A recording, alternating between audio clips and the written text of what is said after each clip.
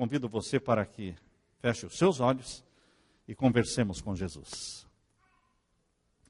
Pai querido, querido Jesus, querido Espírito Santo, intercedemos neste momento pelo Samuel, para que a tua mão seja colocada sobre ele, curando-o da sua enfermidade. Intercedemos neste momento pelo Fabinho, que está preso, mas que Jesus esteja ao lado dele, que ele sinta a proteção dos teus anjos. Pedimos que o Senhor derrame o Espírito Santo sobre o estudo da tua palavra, que fale o Espírito Santo através da Bíblia, que o Senhor entre na nossa mente, que o Senhor mude os nossos paradigmas, que o Senhor mude os nossos conceitos, que o Senhor nos ensine a ser discípulos de Jesus. Pois é em nome de Jesus que pedimos. Amém, Senhor. Você é um cristão ou você é um discípulo de Jesus? Cristãos existem bilhões, não é? São mais de 2 bilhões de cristãos no mundo. Mas Jesus Cristo está chamando para ser mais do que cristão. Jesus o está chamando para ser discípulo. E hoje vamos falar sobre a prova do discipulado. Abra sua Bíblia em Lucas capítulo 14. Lucas capítulo 14 e os versos 25 em diante. Lucas capítulo 14 e os versos 25 em diante. Vamos ler. Medite na palavra de Deus, Lucas capítulo 14, versos 25 em diante. Aqui nós lemos. Ora, ia Jesus com uma grande multidão e voltando-se, disse-lhe: se alguém vier a mim e não aborrecer ao seu pai e mãe e mulher e filhos e irmãos e irmãs e ainda também a sua própria vida, não pode ser meu discípulo. Primeira vez que Jesus disse, não pode ser meu discípulo. Continuando a leitura, verso 27. E qualquer que não levar a sua cruz e não vier após mim, não pode ser meu discípulo. A segunda vez que Jesus está falando, não pode ser meu discípulo. Agora vamos ler o verso 33.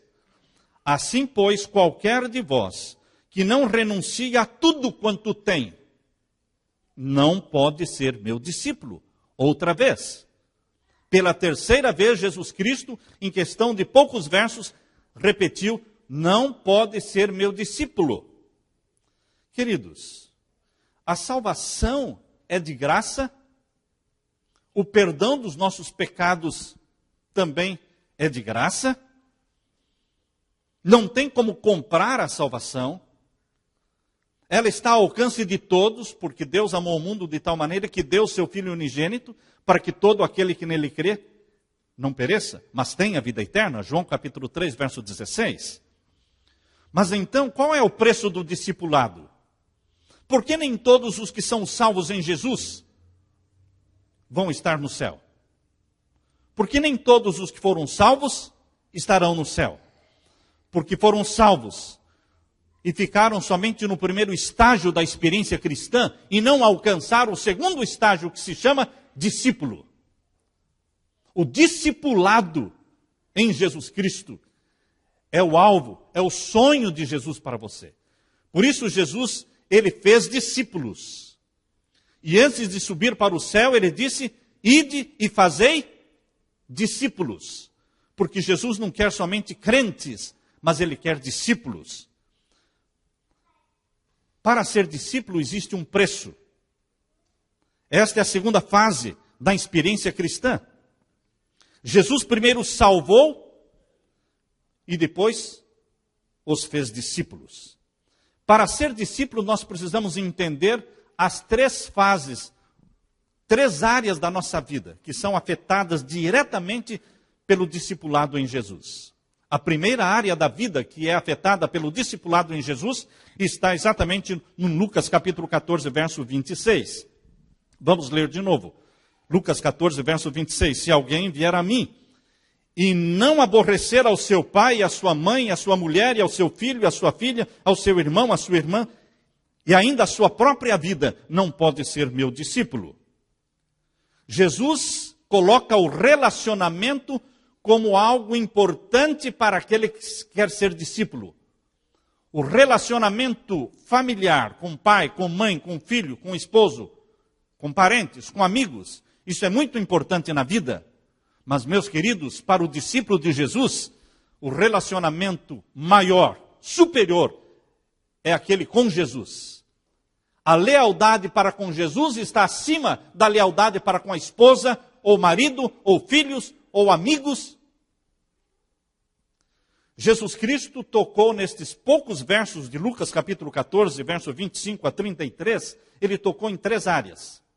A primeira área, relacionamentos. A segunda área, capítulo 14, verso 27, e qualquer que não levar a sua cruz e não vier após mim, não pode ser meu discípulo. Aquele que está falando dos desejos da vontade própria. Este verso de Lucas 14, 27 foi repetido também em Mateus capítulo 16, verso 24, que diz: aquele que quiser vir após mim, negue-se a si mesmo, tome a sua cruz e siga-me. O negar-se a si mesmo. Portanto, ser discípulo envolve os nossos relacionamentos, envolve também o quê? A nossa vontade própria. Qual o terceiro ponto que Jesus tocou no discipulado? Lucas 14, verso 33. Lucas 14, verso 33. Assim, pois, qualquer de vós que não renuncie a tudo quanto tem, não pode ser meu discípulo. Esses 3 pontos, relacionamento, vontade própria, posses materiais, bens materiais, mexe com a vida toda e com a vida de todo mundo. É verdade que, com frequência, Jesus ele era acompanhado por uma multidão de ouvintes. Mas entenda, meu querido irmão, que Jesus nunca fez esforço para ter um auditório grande, nunca fez qualquer esforço para ter grandes auditórios. Ele tinha grandes auditórios, mas a intenção dele não era manter esses auditórios, e sim falar a verdade. E a verdade nunca foi popular. Não foi no tempo de Jesus, não é popular nos dias de hoje. Numa ocasião, Jesus falou algumas verdades que começaram a afastar alguns dos discípulos ou alguns dos seguidores. Eu quero que você leia comigo João capítulo 6. Abra sua Bíblia em João capítulo 6 e os versos 48 em diante. João capítulo 6 e os versos 48 em diante. Jesus começou dizendo assim: eu sou o pão da vida. E os ouvintes, o grande auditório de Jesus, abriu os olhos arregalados, dizendo: como? Ele é o pão da vida? Ele está se achando tal? E ele continuou afirmando: eu sou o pão da vida. E o verso 49. Estamos lendo João capítulo 6, e agora o verso 49. Vossos pais comeram maná no deserto e morreram.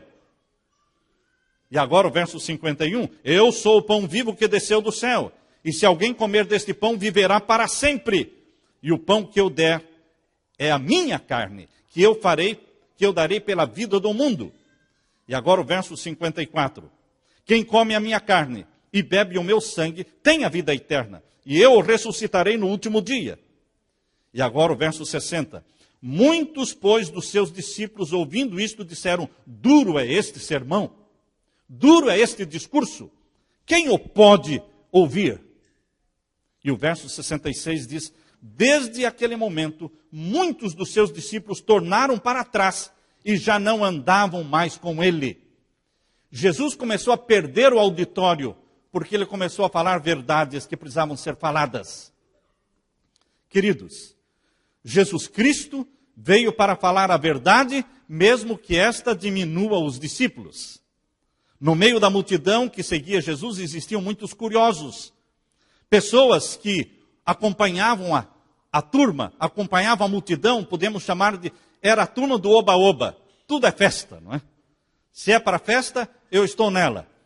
Assim como o povo de Israel, quando saiu do Egito, muitos seguiram o povo de Israel. Não porque amavam o Deus de Israel, mas era o oba-oba. Todo mundo está indo, eu também vou. Todo mundo indo para a festa, eu também vou. Todo mundo está fazendo isso, eu também faço. É a turma do oba-oba. Mas, queridos, naquela multidão que ouvia Jesus, existiam muitos que estavam ali só para matar a curiosidade, para assistir a algum milagre e nada mais. A Bíblia diz em João capítulo 6, verso 64. Capítulo 6 de João, verso 64. Jesus fala: mas há alguns de vós que não creem. Alguns de vós que estão me ouvindo, Jesus disse, não creem. Porque eu bem sabia Jesus, desde o princípio, quem eram os que não criam e quem era o que havia de o entregar.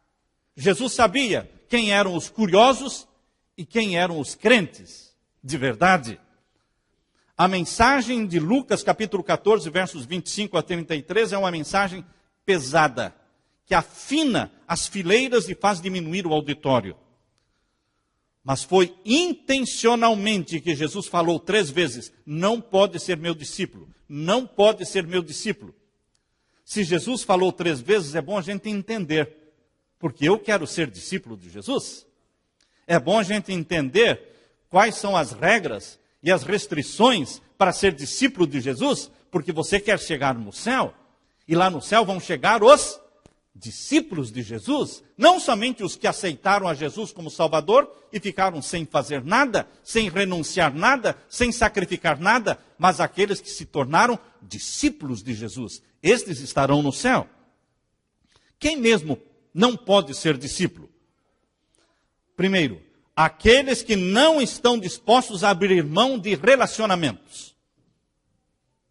Se você pensa assim, não, se for para eu perder o meu marido, ou se for para eu perder o meu filho, ou se for para eu renunciar à minha criança, ou se for para... Queridos, se nós colocarmos marido, filhos, irmão ou irmão na frente de Jesus, se a nossa lealdade for mais forte aos nossos familiares do que a Jesus, então nós já caímos fora. Nós já fomos descartados do céu. A maioria esmagadora de cristãos está sendo descartada do céu, simplesmente porque não coloca a lealdade a Jesus em primeiro lugar. Tudo depende. Depende do marido, depende da esposa, depende dos filhos.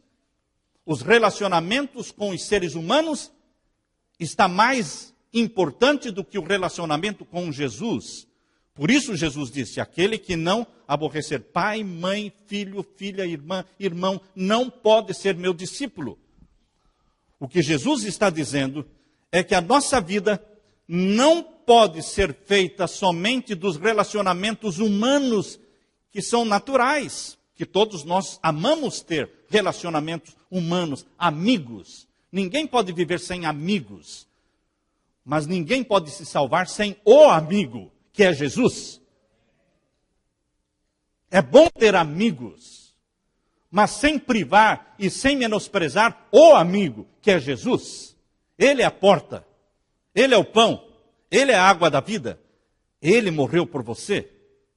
A nossa vida, ela não pode ser só de relacionamentos humanos. Nossa vida não pode ser movida somente por desejos da vontade própria, ou nossa segurança não pode estar somente nos bens materiais. Esses são os 3 pontos apontados por Jesus.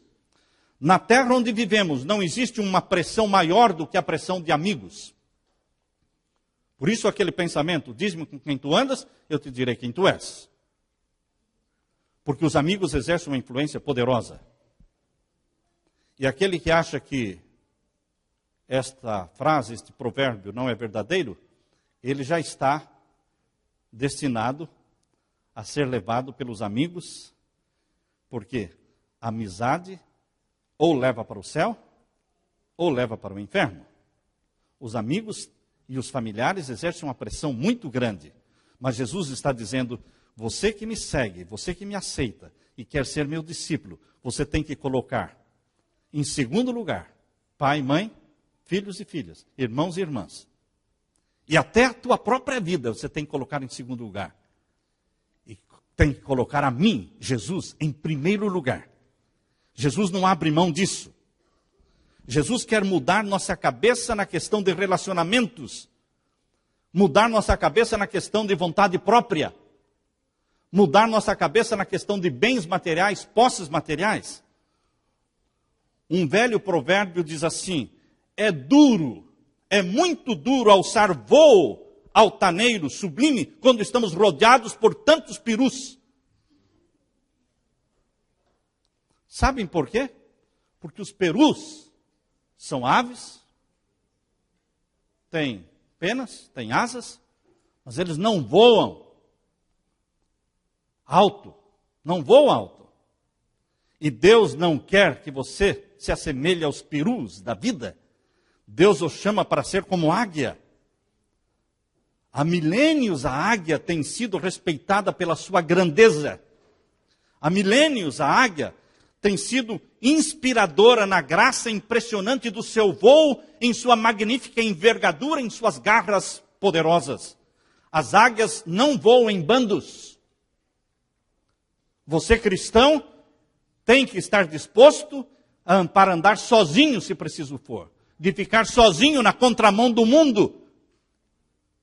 Como águias, que não voam em bandos, mas solitárias, mas são determinadas. As águias se conduzem responsavelmente. As águias são fortes de coração, mas são solitárias. Jesus Cristo era um homem solitário. Ele estava no meio da multidão, mas ninguém o entendia, porque ele dizia: meu reino não é daqui. A multidão que nos cerca não nos entende, porque nós continuamos dizendo: o nosso reino não é daqui. E as pessoas dizem: não dá para entender você. Eu não entendo. Esse negócio, meu reino não é daqui. Você vive aqui, cara? Sim, eu vivo aqui, mas eu não sou daqui. Nossos projetos, nossos investimentos, nossas prioridades estão no reino do nosso Senhor Jesus. Por isso você se torna como uma águia, independente, mas de coração forte, solitário. Sabe, queridos, que as águias se acasalam em pares. Se acasalam em pares que duram a vida toda. Este é um recado para você e para mim, que nós como discípulos deveremos também nos acasalar em pares, acasalamentos que duram a vida toda. Vocês sabem que as águias regressam todos os anos para o seu ninho, fazendo os necessários reparos nos ninhos, e assim elas assumem um papel muito ativo no cuidado da família, protegendo a família dos perigos que se aproximam e ensinando os seus filhotinhos a voar. As águias são vistas com mais raridade do que os perus. Os perus estão por aí, na mesa de todo mundo comendo peru, não é? A águia é coisa rara.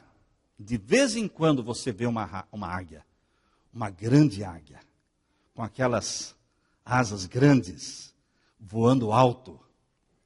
Em Salmos 90, verso 12, Salmos 90 e o verso 12, nós lemos: ensina-nos a contar os nossos dias, de tal maneira que alcancemos corações sábios.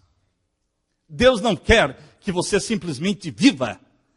Deus quer que você aprenda a contar os dias. Que dias? Contar os dias da volta de Jesus. Um dia menos, Senhor. Hoje um dia menos. Hoje mais um dia menos. E cada manhã, quando a gente se levanta e acorda e ora: ó Senhor, estou feliz. Não porque estou vivo, mas porque é um dia menos. Ensina-me, Senhor, a contar os dias, para que alcance o coração sábio. Ensinar a contar os dias. O povão vive a vida. O povo de Deus não vive a vida. Eles vivem contando os dias. Amém, irmãos? Que dias? Os dias que nos separam do grande e majestoso acontecimento, a volta de Jesus. Ensina-me a contar os dias. Meu querido irmão, em 2012, você aprenda a contar os dias para a volta de Jesus, para alcançar coração sábio. Não como um bando de perus, preocupados com as exigências medíocres da vida. O bando de peru vive preocupado com as exigências da moda, mas as águias, elas têm pensamento independente. Ah, mas ninguém pensa assim. E daí? Falaram para Jesus também. Jesus falou coisas que ninguém falou antes. João Batista vivia de uma forma como ninguém vivia antes. João Batista também tinha pensamento independente, vivia isolado no deserto. As multidões iam ouvir João Batista, mas ele era uma águia, determinada, voa alto. Moisés também viveu mais nos montes do que nos vales. Abraão também viveu mais nos montes do que nos vales. Quem gostou dos vales e se deleitou nos vales foi Ló e a sua família em Sodoma e Gomorra. Mas o povo de Deus é como a águia que gosta das alturas. E porque gostam das alturas, irão para as alturas do céu. Porque sonham com o céu. As águias não vivem escavando à procura de vermes, nem esgaravatando em busca de insetos como galinhas num galinheiro. As águias voam alto, recusando-se a permitir que a maioria estabeleça seus padrões. Ser diferente de propósito, erguer os olhos, mirar bem alto, é aquilo que Deus quer que você faça este ano de 2012, meu irmão. A decisão de ser livre, de pensar e viver de uma maneira diferente, viver acima das multidões, é sempre uma decisão dura e que custa bastante. Mas esse é o desafio do nosso Pai Celestial. Fazermos viver acima da média, acima das massas, das multidões. O que significa isso? Jesus começa falando que nossos relacionamentos precisam ser reprogramados. Jesus em primeiro lugar. Se alguém vier a mim e não aborrecer ao seu pai, sua mãe, sua esposa, filhos, irmãos e irmãs, ou até mesmo a sua própria vida, não pode ser meu discípulo. Lucas 14, 26. Esta condição estabelecida por Jesus Cristo descarta a maioria das pessoas. Porque a maioria dos cristãos não acha que ser discípulo de Jesus seja mais importante que os filhos, que o esposo, o pai ou a mãe. Quando Jesus disse que você tem que aborrecer pai, mãe, filhos e irmãos e irmãs, ele não está dizendo que devemos tratar mal. Não, não é nesse sentido. O que Jesus está enfatizando é que não pode haver uma competição da lealdade a Jesus e a lealdade à família e aos amigos. Porque a lealdade de Jesus está acima de tudo e de todos. O assunto aqui em questão é lealdade. E Jesus deixa claro, eu, Jesus, tenho que estar em primeiro lugar na sua vida. Jesus não aceita o segundo lugar. Porque quando ele morreu na cruz, ele colocou você em primeiro lugar. Por isso ele não aceita o segundo lugar. Se preciso for, teremos que deixar pai e mãe, esposa e filho. Se preciso for, alguns não precisam. Porque vão com a família toda para o céu. Outros terão que ir sozinhos. Vão perder pai, vão perder mãe, vão perder filhos e filhas, irmãos e irmãs. Esse é um ponto que as pessoas não convertidas não entendem. Porque para as pessoas do mundo, para o povão, relacionamentos humanos vêm em primeiro lugar. Mas para nós não. Para nós, relacionamento com Jesus vem em primeiro lugar. Isso é difícil de engolir. É difícil de engolir isso. Você consegue? Você, querida mamãe, que está com seu bebê nos seus braços, olhe para esse lindo bebê, para esse rostinho de anjo. Você teria coragem de renunciar a esta criança por amor a Jesus? Eu tenho visto pais e mães que dizem, eu faço qualquer coisa pelos meus filhos. Eu não faço qualquer coisa pelos meus filhos. Eu faço qualquer coisa por Jesus. Pelos meus filhos eu faço aquilo que não compromete a palavra de Deus. Pelos meus filhos, pelas minhas netas, eu faço aquilo que não compromete princípios da palavra de Deus. Não é o que a criança quer. Criança cheia de vontade própria, meu irmão. Não é o que a criança quer, é o que Jesus quer. Por isso Jesus disse, aquele que amar mais pai, mãe, filhos e filhas, não pode ser meu discípulo. Porque para ser discípulo tem que colocar a vontade de Jesus acima da vontade da criança. Não é o que a criança quer comer, beber, vestir, assistir. É o que Jesus quer. Ah, eu não gosto, eu não quero. É o que Jesus gosta, é o que Jesus quer. E bater nessa tecla, e de novo, e de novo, e de novo, a vida toda. porque nós somos discípulos de Jesus. O segundo ponto que Jesus deu ênfase foi a vontade própria. Aquele que quiser vir após mim, negue-se a si mesmo. Negar-se, dizer não, tome a sua cruz e siga-me.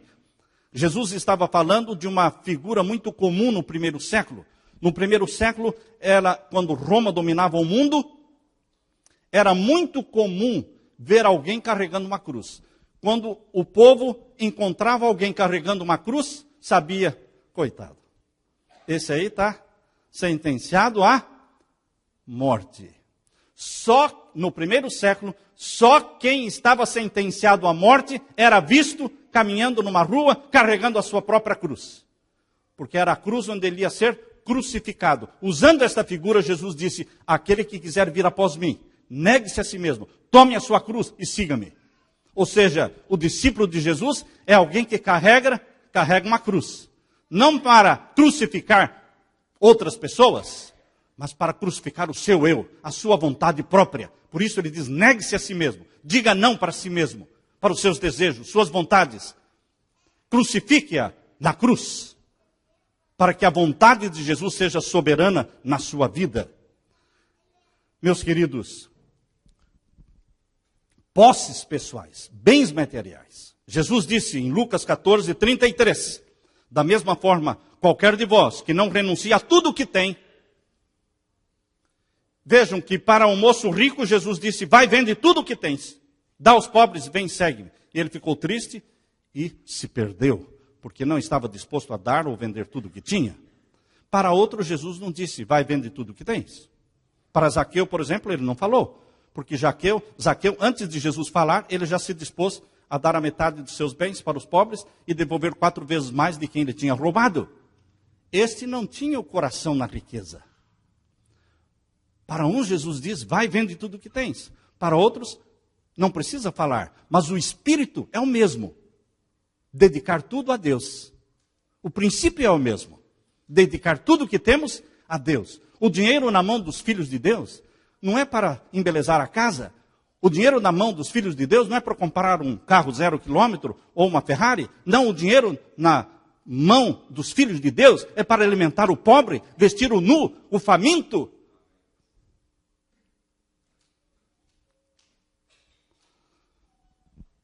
Quando somos discípulos de Jesus, tudo que vem às nossas mãos, nós devolvemos fielmente o dízimo.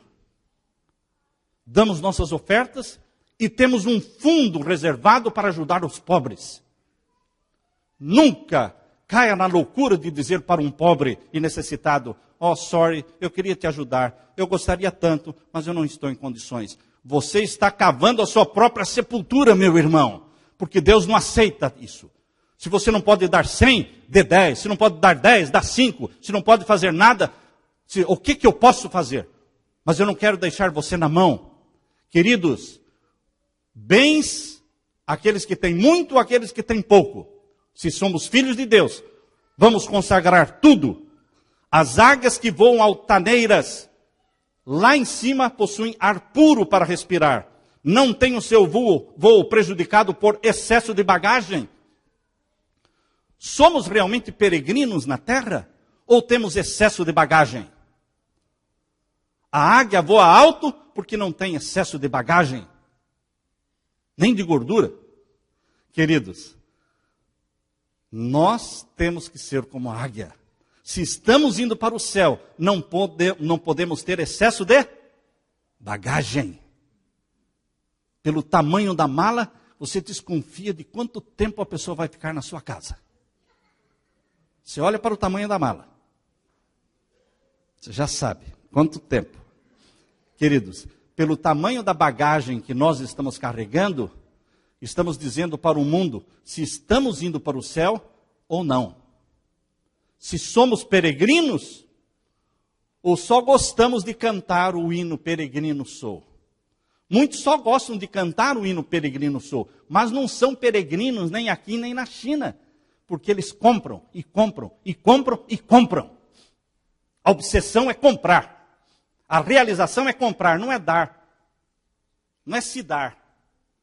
Não é de suprir os famintos e os necessitados. Qual é o preço do discipulado? envolve o relacionamento, envolve a vontade própria e envolve também os bens materiais. Hoje todo mundo é cristão, meu irmão. Sabe por quê? Porque ninguém é cristão. Cheguei numa cidade onde tinha muito pastor. Qualquer reuniãozinha que a gente faz, cheio de pastor. Fui dar um estudo bíblico, 3 pastores. Eu pensei, todo mundo é pastor aqui, porque ninguém é. Quando todo mundo é, porque ninguém é. Quando todo mundo diz, todo mundo foi batizado pelo Espírito Santo aqui, é porque ninguém foi. Porque batismo do Espírito Santo não é para todo mundo. Discípulo não é para todo mundo. Existe um preço, irmãos. A salvação é de graça, mas ser discípulo tem um preço. Preço nos relacionamentos, preço na vontade própria e preço nas posses materiais. Sabe por que todo mundo hoje se diz cristão? E o cristianismo é a maior religião do mundo? Porque não são. A igreja está morna por falta de perseguição. Não pensem que o Espírito Santo vai ser derramado e o reavivamento virá sem perseguição. Não, não virá sem perseguição. Com essa liberdade religiosa, essa extravagância religiosa que nós temos nesta terra, todo mundo se torna morno, acomodado, Bíblias à vontade, Bíblias por $1 na Dollar Tree. $1, queridos. Todo mundo tem 4, 5, 6, 10 Bíblias dentro de casa, mas ninguém lê. Querido, precisa perseguição. E a perseguição vai vir.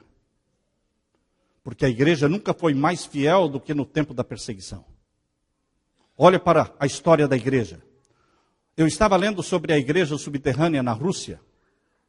Eu li sobre as igrejas subterrâneas escondidas na Rússia no tempo do bloco soviético, onde as pessoas se reuniam em casas, escondidos. Eles não chegavam em grupos na casa. Eles iam chegando de 1 a 1, 2 a 2. Um chegava às 9 da manhã, outro chegava às 10, outro chegava às 11, outro chegava a meio-dia. 1h da tarde chegava mais uma pessoa. 3h da tarde chegavam mais 2, para não chamar a atenção da KGB, para não chamar a atenção da polícia russa. E quando chegava a noite, todo mundo já estava dentro da casa. E então eles começavam a cantar um hino bem baixinho, mas com muito fervor. Mas bem baixinho, para não chamar a atenção. E foi numa destas reuniões em que, vocês sabem que a maioria dos cristãos na Rússia, eles não tinham a Bíblia. O que eles mais tinham nessas igrejas de Jesus escondidas, o que eles mais tinham, a única coisa que eles tinham era o Evangelho de Lucas, sabiam? Eles não tinham nem Antigo Testamento e nem Novo Testamento.